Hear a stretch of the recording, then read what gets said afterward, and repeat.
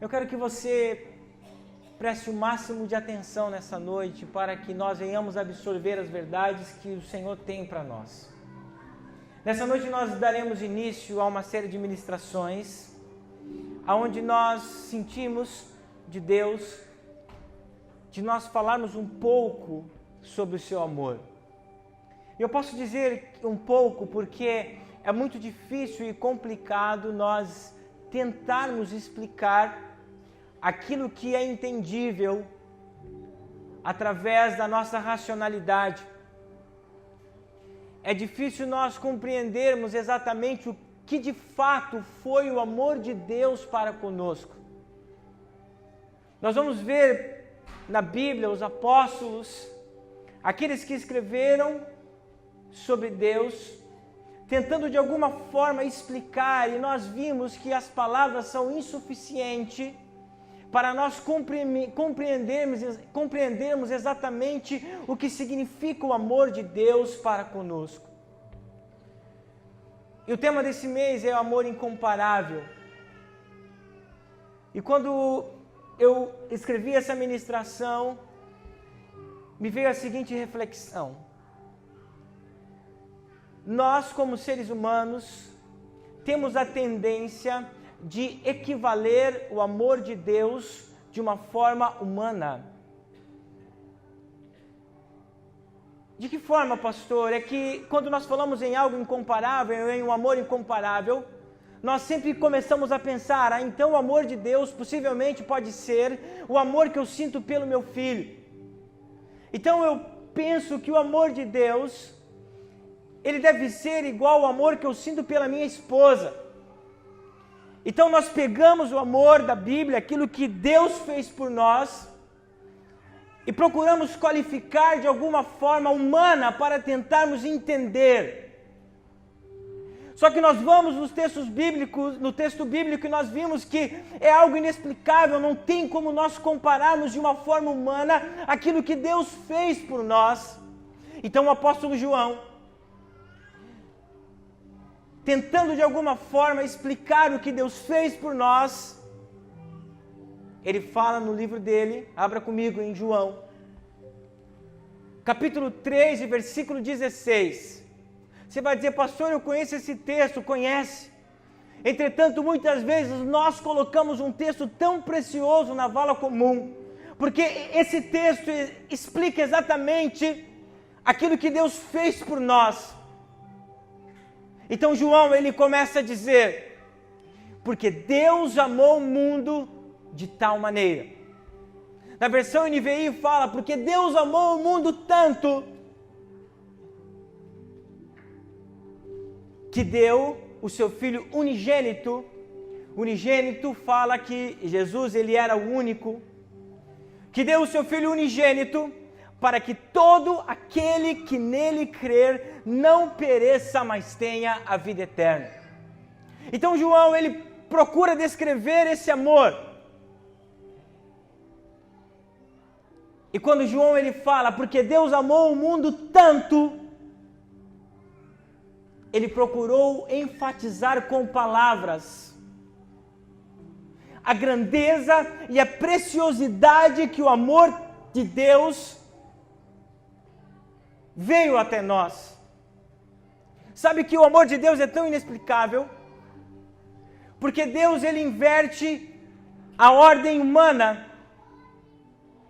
Porque é muito comum nós ouvirmos os pais falarem que dariam a vida pelos seus filhos. Você que é pai, você pode muito bem me dizer, de fato, pastor, eu faria tudo, me colocaria no lugar do meu filho para que ele não morresse, eu daria a minha vida, mas quando nós vamos aqui na palavra de Deus, conhecemos a história de Deus, a história do Filho de Deus, e Deus fez exatamente ao contrário disso, para que nós pudéssemos ter acesso a Ele, Ele enviou o seu Filho para que nós tivéssemos a salvação. Então por isso que nós precisamos compreender que algo incomparável, por mais que nós venhamos tentar imaginar, é inimaginável o amor de Deus ao nosso respeito. É um amor que nós não podemos explicar. E esse amor, ele foi totalmente dispensado ou colocado para cada um de nós. Então por isso que eu comecei dizendo que não há como nós explicarmos. E o apóstolo João, na sua epístola de Romanos, no capítulo 8, no versículo 32, abre lá comigo. Ele também fala para os crentes de Roma, os cristãos de Roma. Ele fala que Deus não poupou, não teve misericórdia, não teve pena do seu próprio Filho por causa de nós. Então não há palavras para nós explicarmos o que Deus fez conosco. Isto é, o amor que você sente pelo seu filho, pelo seu esposo, pelo seu irmão, não tem comparação ao amor que Deus sente por você. Você pode aplaudir ao Senhor por isso?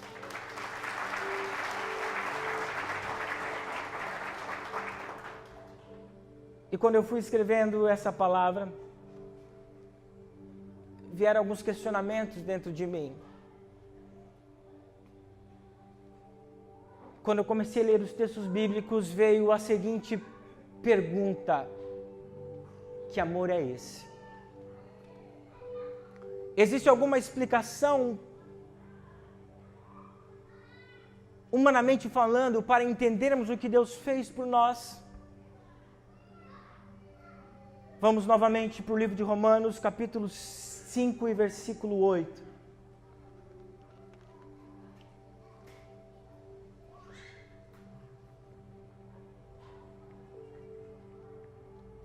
E Paulo ele fala o seguinte: mas Deus demonstra seu amor por nós. De que forma? Ele começa a explicar: Cristo morreu, o seu Filho morreu em nosso favor. Olha que tremendo. Quando ainda éramos pecadores. Então Paulo fala que a prova do amor de Deus para a humanidade foi Cristo. A prova que Deus amou tanto o mundo foi Jesus.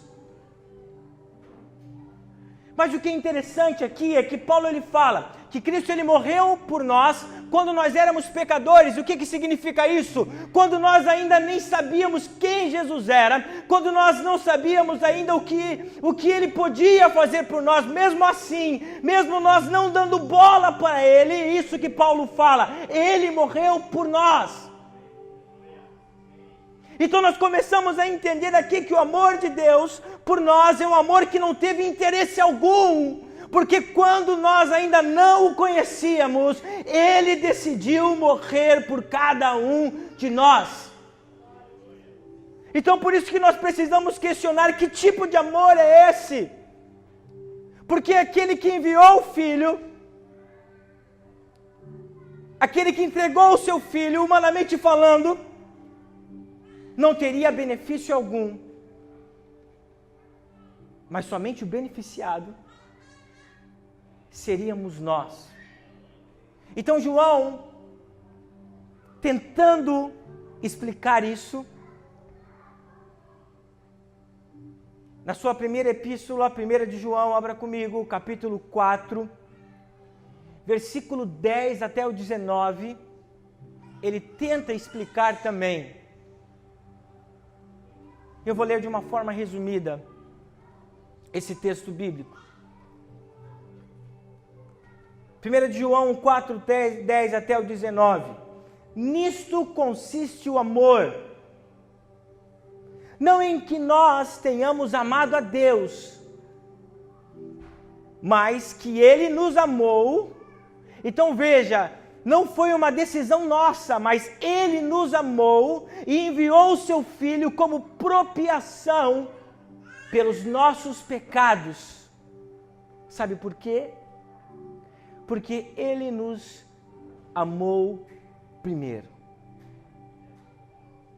Então, quando nós olhamos para os nossos relacionamentos que nós vivemos aqui na Terra, são relacionamentos onde sempre nós nos doamos quando alguém se doa por nós. Você casou porque a pessoa com quem você casou te amava. Isto é, você deu algo para ela e recebeu algo em troca. Os nossos relacionamentos são assim, nós damos porque recebemos alguma coisa. Em tudo que nós fizemos, a nossa vida ela é assim, damos porque um benefício nós teremos. Mas o texto bíblico nos fala que não, ele fez isso porque ele nos amou antes mesmo de nós o conhecermos e de nós o desejarmos. Quantos estão me entendendo? Mas existe um grande erro quando nós pensamos que Deus foi a nossa escolha. Quando nós pensamos que Deus foi aquele que nós escolhemos para ser o nosso Deus. Vamos comigo no Evangelho de João, capítulo 15, no versículo 16, Jesus falando que ele era a videira verdadeira.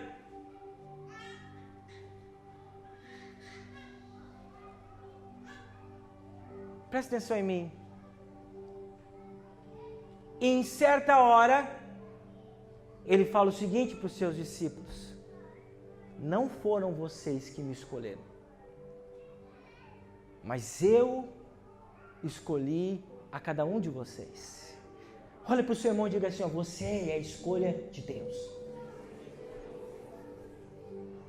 Foi Deus que nos escolheu, igreja. Para desenrolar mais um pouco, isso é tão tremendo que Paulo ele fala aos Efésios, lá no capítulo 1 e no versículo 4, abra comigo, Efésios 1, 4, que antes de Deus fundar o mundo, Ele já havia escolhido você.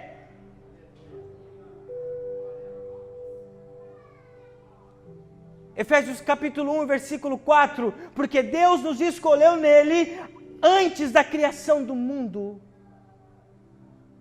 Então, antes de Deus fazer todas as coisas, antes de Deus criar tudo, o céu, a terra, o firmamento, as águas, Ele havia escolhido você, Ele havia decidido amar você, Ele já havia decidido, se fosse necessário, é claro que Ele sabia, enviar o seu Filho para morrer numa cruz, para que hoje nós pudéssemos estar sentados aqui, desfrutando do seu amor. Aplauda o Senhor com a maior alegria, com o maior júbilo do seu coração, porque foi Ele que nos escolheu.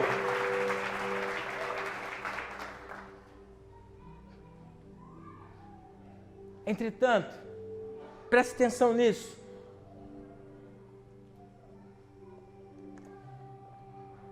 Não fomos nós que os escolhemos, mas Ele decidiu enviar o seu Filho, e o seu Filho disse sim, agora sim. A partir disso, nós precisamos aceitar aquilo que Ele fez por nós, e nos apropriarmos da salvação por intermédio de Cristo. A partir do momento que Ele morre, sem interesse algum, nós precisamos aceitar essa morte. Nós precisamos aceitar esse sacrifício. Nós precisamos entender que Ele nos amou e vivermos debaixo desse amor. E vivermos para a sua glória. E vivermos para o seu louvor, porque Ele é o Deus que tem um amor incomparável. Nós fomos objeto de desejo de Deus antes da fundação do mundo. E o Senhor fez de tudo, usou de tudo o que podia para nos salvar. Então por isso que o amor que você tem pelas coisas da terra, que você tem pelas pessoas, não se compara àquilo que Deus fez por nós, aquilo que Deus fez por você. E quando nós começamos a andar nessa linha do tempo, assim como eu estou dizendo, nós começamos a compreender que devemos amar aquele que nos amou. Abra comigo no Evangelho de Marcos, capítulo 12, versículo 29 até o 30.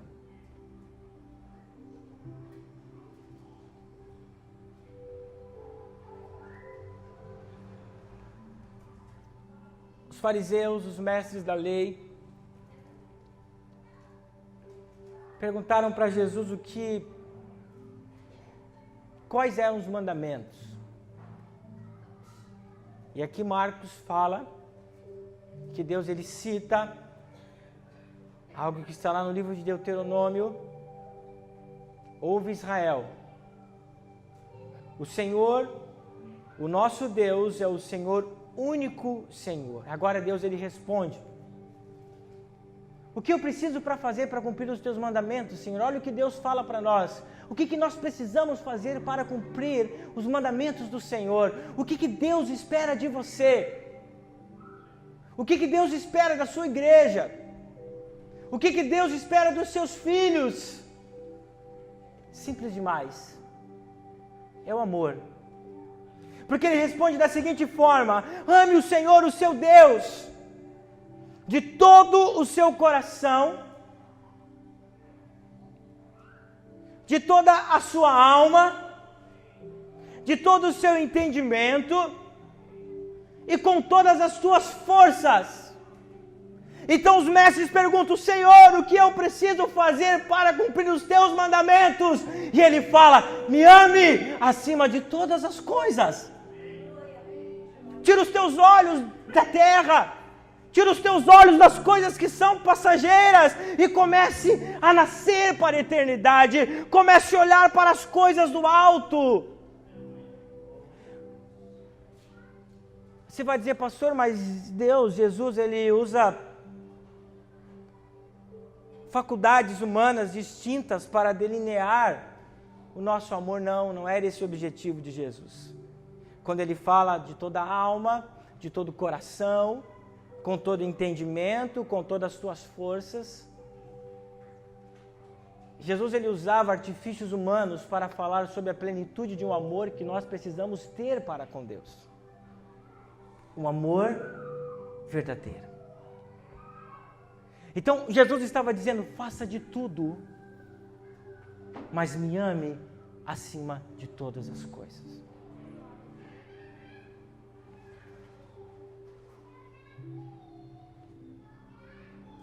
Então nós vamos para a grande questão: pastor, é muito difícil amar Deus acima de todas as coisas, e a minha família, os meus filhos. Na verdade, quando nós amamos a Deus, preste atenção nisso, Ele nos ensina a amar.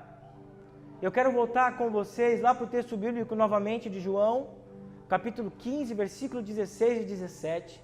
Eu vou ler todo o texto até o 17, e você vai ver o que acontece conosco quando nós amamos a Deus com todo o nosso coração, com toda a nossa força, com toda a nossa alma e com todo o nosso entendimento. Então Jesus ele fala para os discípulos que andavam com ele: vocês não me escolheram, mas eu escolhi vocês para irem darem fruto que permaneça, a fim que o Pai lhes conceda o que pedirem em meu nome. Este é meu mandamento: ame uns aos outros. Então Jesus ele coloca como parâmetro de cumprimento de um mandamento amarmos a Deus. Na verdade ele resume toda a lei, toda a Torá, dizendo que nós precisamos amar o Senhor. Paulo ele fala isso. E daí nós começamos a entender que quando nós amamos a Deus com toda a nossa força, o que Jesus fala? Isso começa a gerar frutos em nós. Vão e deem frutos. E o que Jesus fala? Ele fala sobre os frutos do Espírito, igreja. Também fala sobre frutos de evangelização, mas ele fala: quando vocês começam a amar a mim de todo o coração, vocês começam a contagiar as pessoas. As pessoas olham para os olhos de vocês e falam: o que você tem? Ontem eu usei esse exemplo em 2 irmãos. Quando você está apaixonado, quem aqui já ficou apaixonado ou está apaixonado? Né? Levanta a mão, né? Os maridos, cuidado, né? Todo mundo, gente. Se você é casado, você está apaixonado.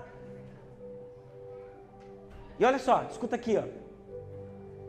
Daí veio aquela frasezinha: nossa, como você está diferente, você deve estar amando. Já ouviu falar isso ou não? Claro, o amor faz bem, igreja, sim ou não? Então, quando nós amamos Deus, preste atenção, de todo o nosso coração, Ele começa a fazer um bem tremendo na nossa vida, e nós começamos a contagiar, começamos a gerar frutos, e as pessoas começam a entender o amor de Deus através de nós. Pelas nossas atitudes, porque o nosso amor hoje, a nível de relacionamento, é um amor que perdoa, não é um amor que guarda rancor, é um amor que sabe suportar as coisas. Primeira carta de Paulo aos Coríntios, capítulo 13, o amor tudo crê, o amor tudo espera, o amor não arde em ciúmes. Sabe, na verdade, alguns teólogos falam, e eu também acredito nisso, que Paulo está falando aqui nessa carta, nesse texto específico de 1 Coríntios 13, sobre Jesus. Se você pegar onde está escrito as palavras amor e colocar Jesus, você vai ver exatamente que Paulo está falando sobre Jesus. Em Jesus tudo crê, Jesus tudo suporta, Jesus tudo espera. Nós nos ligamos ao amor do Pai e somos diferentes, geramos frutos, contagiamos, porque nós estamos apaixonados. O amor de Deus nos transforma. O amor de Deus nos vivifica. O amor de Deus nos ensina a amar, nos ensina a perdoar, nos ensina a suportar. É por isso que é um amor incomparável. Para nós concluirmos, 1 de João, capítulo 3, versículo 1.